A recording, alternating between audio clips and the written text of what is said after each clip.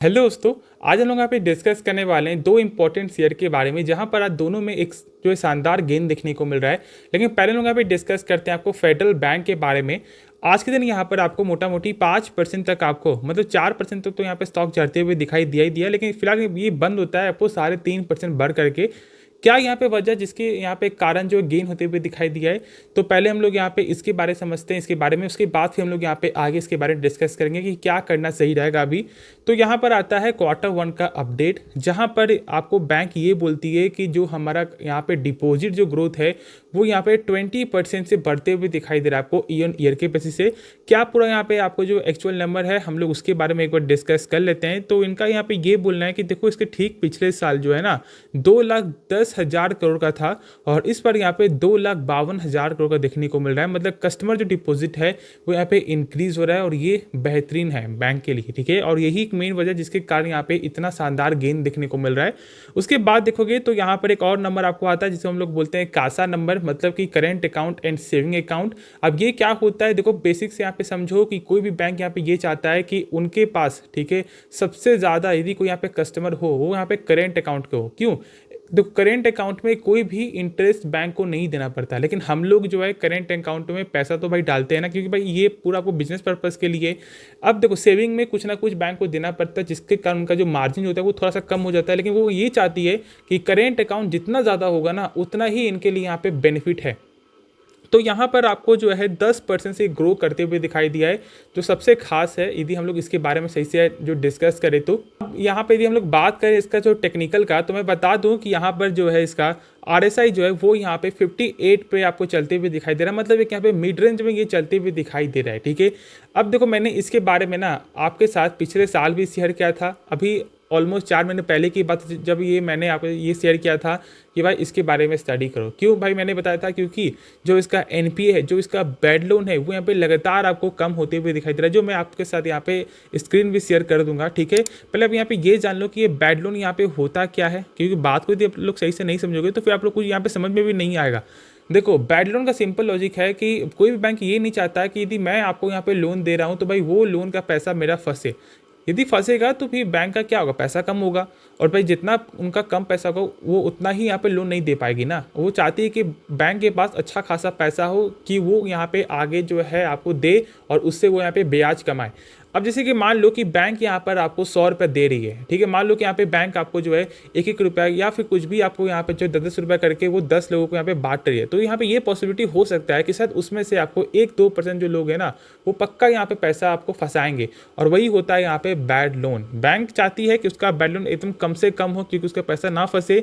और इसका देखोगे ना तो पहले, मतलब पिछले कुछ सालों पहले ऑलमोस्ट यहाँ पे आपको 1.5% तक था, ठीक है। 1.28% इस तरह का यहाँ पे आपको NPA था। मतलब यदि 100 रुपये मार्केट में जा रहा है तो यहाँ पे 1.5 रुपया यहाँ पे पहले ही फंस जा रहा है। तो आप लोग सोच सकते हो मैं क्या बोल रहा हूँ। अब यहाँ पे वही नंबर आपको 0.63% यहाँ पे हो चुका है। तो ये क्या अच्छा ग्रोथ नहीं है क्या?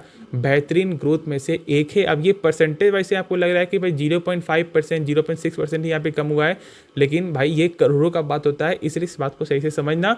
और ये सबसे इंपॉर्टेंट होता है किसी भी आपको बैंकिंग कंपनी के लिए, और यहाँ पर भी आप लोगों को फोकस करना ही करना है, इसमें कोई भी शक नहीं है, ठीक है।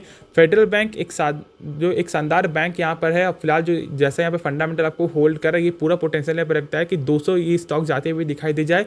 और फिलहाल ये आज के दिन एक आपको न्यू हाई की तरफ ये बढ़ते हुए दिखाई दिया है, तो इसलिए ब्रेकआउट है, तो यहाँ पर एक अच्छा मोमेंटम जनरेट होगा ही होगा। तो इसलिए आराम से निश्चिंत होकर आप लोग होल्ड कर लो, बैठ जाओ यहाँ पे कि भाई मुझे यहाँ पर अच्छा पैसा क्रिएट करना है। बाकी आगे आपकी मर्जी है, यदि आप अभी यहाँ पे बेचना चाह रहे हो तो आप बेच सकते हो, लेकिन मैं यहाँ पे यही बोलूँगा कि आपको थोड़ा सा वेट करना चाहिए, कुछ महीने या फिर कुछ सालों के लिए वेट करो, एक अच्छा रिटर्न आपको जरूर से देखने को मिलेगा।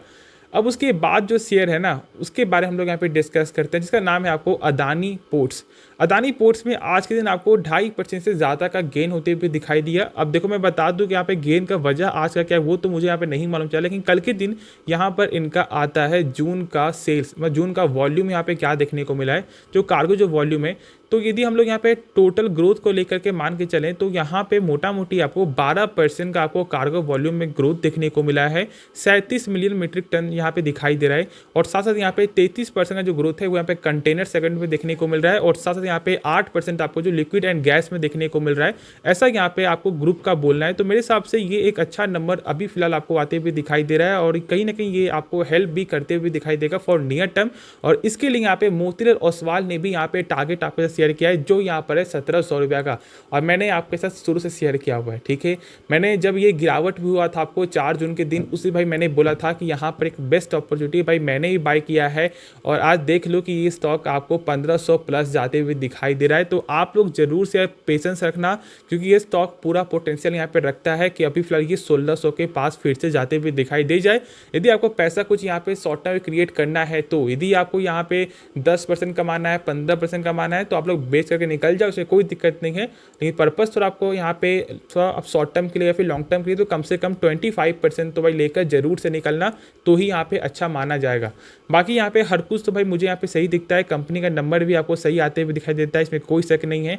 और फिलहाल यहाँ पे Q1 का अभी तक कोई डेट तो यहाँ पे नहीं मौजूद है, लेकिन हाँ यहाँ पर आपको इसी जुलाई मंथ से स्टार्ट हो जाएगा नंबर, तो हम लोग यहाँ पे नंबर भी आपके साथ यहाँ शेयर करेंगे। तो यदि आप अभी तक इस वीडियो को देख रहे हो तो जरूर से इस वीडियो को लाइक करो यार, दोस्तों में शेयर करो, इस चैनल को आप लोग सब्सक्राइब करो या सब्सक्राइब नहीं करते और ऑलमोस्ट 70% लोग जो है ना देखते हैं लेकिन वीडियो को सब्सक्राइब नहीं करते, तो सब्सक्राइब कर दो इसी बात पे। ठीक है, तो चलो होप आपको मैंने इसके बारे में हर कुछ बता दिया है। बाकी जो भी डाउट बचे वो आप कमेंट है मुझसे पूछना।